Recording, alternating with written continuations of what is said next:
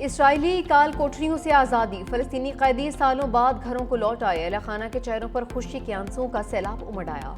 कोई अपने बूढ़े वालिद के गले लगकर बेसाख्ता रो पड़ा तो किसी ने अपनी माँ के हाथ चूमकर सजदा शुक्र अदा किया।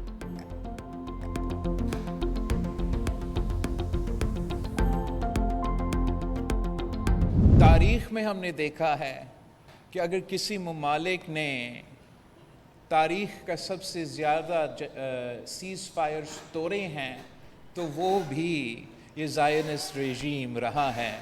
उम्मीद रखते हैं कि ये सीज़ फायर जारी रहेगा। और बिलावल भुट्टो को गजा में सीज फायर जारी रहने की उम्मीद। कराची में तकरीब से खिताब करते हुए कहा कि तारीख में सबसे ज्यादा जंगबंदी तोड़ने वाला मुल्क इसराइल है। बेचैनी, डर और खौफ है कहीं इस बार भी धोखा ना हो जाए। सदर ट्रंप ने वज़ीर आज़म को खास तौर पर खिताब की दावत दी जो यकीनन सबको पसंद आया होगा। आपस की तकसीम नहीं होनी चाहिए, कामयाबी पर सबको फख्र होना चाहिए। मजीद बोले, हम सियासत, इज्जत और तारीख बनाने के लिए करते हैं। बेनज़ीर इनकम सपोर्ट प्रोग्राम को आलमी सतह पर तस्लीम किया गया। वज़ीर आज़म शहबाज शरीफ ने कई बार प्रोग्राम को इस्तेमाल किया। पाकिस्तान को मौसमी तब्दीली से नुकसान का सामना है। सिंध में सैलाब मुतासरीन के लिए 20 लाख घर बना रहे हैं। साहब,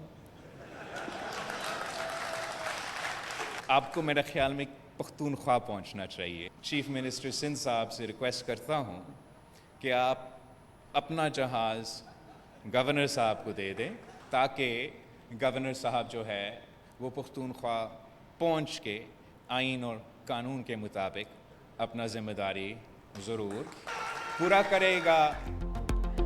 नौ मुंतखब वज़ीर आला से हल्फ। बिलावल भुट्टो मैदान में आ गए। गवर्नर फैसल करीम कुंडी को खैबर पख्तूनख्वा जाने की हिदायत दी गई। कहा कि गवर्नर साहब खैबर पख्तूनख्वा पहुंचकर अपनी आइनी जिम्मेदारी पूरी करें। वज़ीर आला सिंध को दरख्वास्त करता हूं कि अपना जहाज़ गवर्नर को दे दें।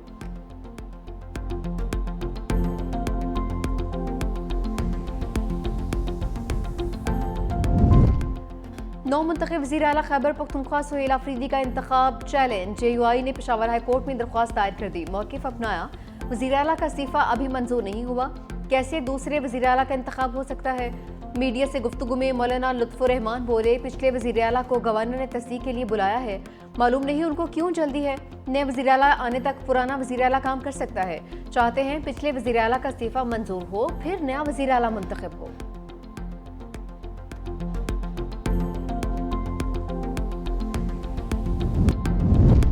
हुकूमत का TLP वाक़े पर जाली खबरों के खिलाफ एक्शन। फेक न्यूज़ नेटवर्क्स बेनकाब। मरकज़ी किरदारों की फहरिस्त तैयार। मुलविस अफराद के खिलाफ NCCIA के तहत मुकदमा दर्ज होंगे। Deep fake lab active. जाली वीडियोज़ और ऑडियोज़ की फॉरेंसिक जांच पड़ताल जारी है। सोशल मीडिया से फेक मवाद पर 24 घंटे में हटाने की हिदायत। सोशल मीडिया पर बार बार खिलाफ वर्जियों पर अकाउंट्स की मुस्तकिल मुअत्तली की सिफारिश ज़ेर गौर। हुकाम ने खबरदार किया, गैर मुसद्दका वीडियोज़ या क्लिप्स शेयर करने पर कार्रवाई हो सकती है। रियासती इदारों के खिलाफ नफरत अंगेज झूठ पर जीरो टॉलरेंस पॉलिसी नाफिज। प्रोपेगेंडा फेक न्यूज़ के पीछे मौजूद ओवरसीज नेटवर्क की ट्रेसिंग शुरू। सिफारत खानों के जरिए सख्त इकदाम की तैयारी। रेड नोटिस और बैनुल अक़वामी ताउन के ऑप्शंस पर मुशावरत। चैनल्स और ब्लॉगर्स कोई भी मवाद नशर करने से पहले दोहरी तस्दीक लाजमी यकीनी बनाएं। गुमराह कुन हैशटैग्स और ट्रोलिंग सेल्स के खिलाफ भी टारगेटेड ऑपरेशन शुरू। हंगामी हालात में अफवाहबाजी पर इजाफी सजाएं लागू होंगी। इस्लामाबाद रावलपिंडी की रौनकें बहाल। कारोबार खुल गए। जुड़वा शहरों के दरमियान 4 रोज बाद मेट्रो बस चल पड़ी। पहले फेज में सदर स्टेशन ता कश्मीर हाईवे तक बहाल। अगले मरहले में सर्विस को मुकम्मल बहाल कर दिया। लाहौर में मजहबी जमात के एहतजाज के बायस बंद ऑरेंज ट्रेन और मेट्रो बस सर्विस मुकम्मल बहाल।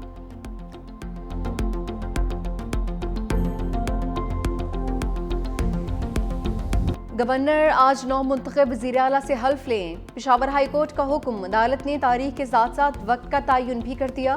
महफूज फैसला सुनाते हुए कहा कि गवर्नर खैबर पख्तूनख्वा शाम 4 बजे तक सुहेल अफरीदी से हल्फ लें। अगर गवर्नर दस्तयाब न हो तो स्पीकर जिम्मेदारी निभाएंगे। 9 मुंतखब वज़ीर आला से बगैर ताखीर के हल्फ लिया जाए। समाअत के दौरान गवर्नर के वकील ने बताया कि गवर्नर ने कहा है कि सूबाई हुकूमत जहाज भेज दे, मैं आज वापस आ जाऊंगा। चीफ जस्टिस अतीक शाह ने रिमार्क्स किए कि एडवोकेट जनरल साहब फिर जहाज का बंदोबस्त करें। एडवोकेट जनरल ने जवाब दिया कि अब तो वज़ीर आला नहीं, किसको बंदोबस्त करने का कहा जाए। सलमान अकरम राजा ने मौक़िफ़ इख्तियार किया कि अरियमीन गंडापुर ने असम्बली फ्लोर पर कहा कि उन्होंने इस्तीफ़ा दिया। उन्होंने सबसे पहले नए वज़ीर आला सुहेल आफरीदी को वोट दिया। वज़ीर आला इस्तीफ़ा दें तो आइन में मंजूरी का कोई तसव्वुर नहीं। नए वज़ीर आला का इंतखाब हो तो फिर हल्फ लेना लाजमी है।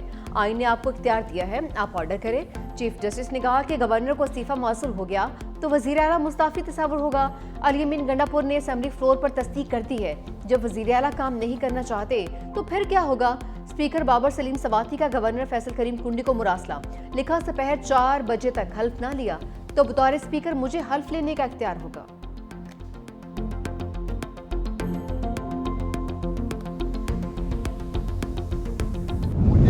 अपने अदालतों पे आज भी एतमाद है। आइन के मुताबिक, कानून के मुताबिक जो हमारा जमहूरी हक था वो हमें दिया। अगर गवर्नर साहब ने हलफ उठाने से इनकार किया या अवेलेबल नहीं हुआ तो चीफ जस्टिस साहब ने स्पीकर साहब की जिम्मेदारी ली गई।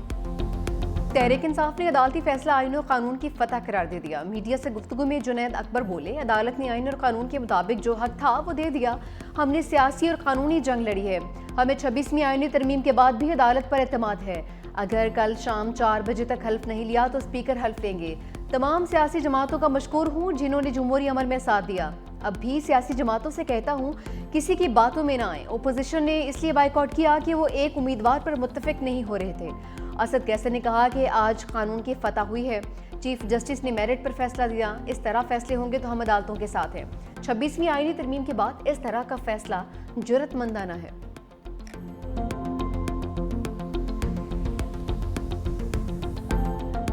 मैं बिल्कुल हल्फ लूँगा। जो भी जिसके पास भी मेजॉरिटी होगी हाउस की, उनका सीएम अगर बनता है तो आइन और कानून के मुताबिक उनसे हल्फ लिया जाएगा। सुहेल अफरीदी को उनकी जमात ने बनाया जो कि आज़ाद ग्रुप है, वो जिसको भी बनाए, जिस पास मेजॉरिटी है उनकी मर्जी है, वो जिसको भी सीएम बनाए।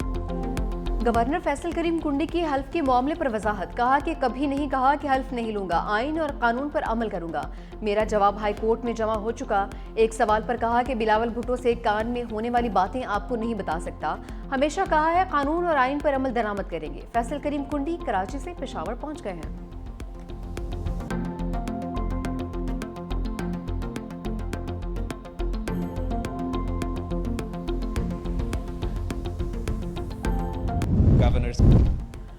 वज़ीर आला हाउस खैबर पख्तूनख्वा के अहम अफसर ओहदे से फारिग। चीफ सिक्योरिटी ऑफिसर के बाद प्रिंसिपल सेक्रेटरी को भी हटा दिया गया।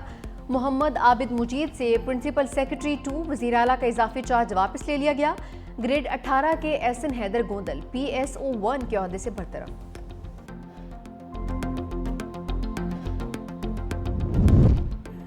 पाकिस्तान 2026 से 28 तक इंसानी हकूक कौंसिल का मेंबर बन गया। नायब वज़ीर आज़म इसाक डार का कहना है कि पाकिस्तान की कामयाबी आलमी सतह पर इंसानी हकूक के फ़रोग़ का एतराफ़ है। पाकिस्तान आलमी बिरादरी के साथ ताउन के अज़्म का इरादा करता है। पाकिस्तान समेत 14 ममालिक अक़वाम मुत्तहिदा के इंसानी हकूक कौंसिल के नए रुकन बने हैं।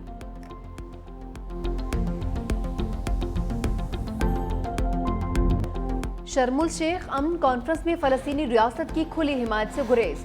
गजा अमन मुआहदे पर अमरीका, मिस्र, कतर और तुर्किया का मुश्तरका एलामिया जारी। कहा मशरिक़ वस्ता के तमाम अक़वाम के लिए अमन, सलामती और खुशहाली के मौके पैदा किए जाएंगे। खित्ते में इंतहा पसंदी का मुकम्मल खात्मा किया जाएगा। इलामिया में इसराइलियों और फ़लस्तीनियों के मुसावी इंसानी हकूक़ का जिक्र भी किया गया। फ़लस्तीनी रियासत के क़याम या हक़ खुद इरादियत को वाज़ेह तौर पर तस्लीम नहीं किया गया।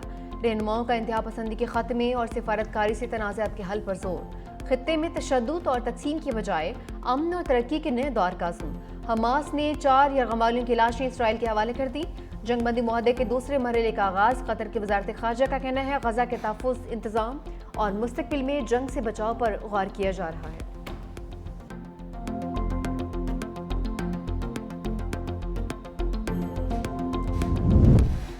गज़ा की तामीर नौ के लिए $70 अरब दरकार हैं। अक़वाम मुत्तहिदा के मुताबिक गज़ा जंग में तकरीबन 5 करोड़ 5 लाख टन मलबा जमा हो चुका।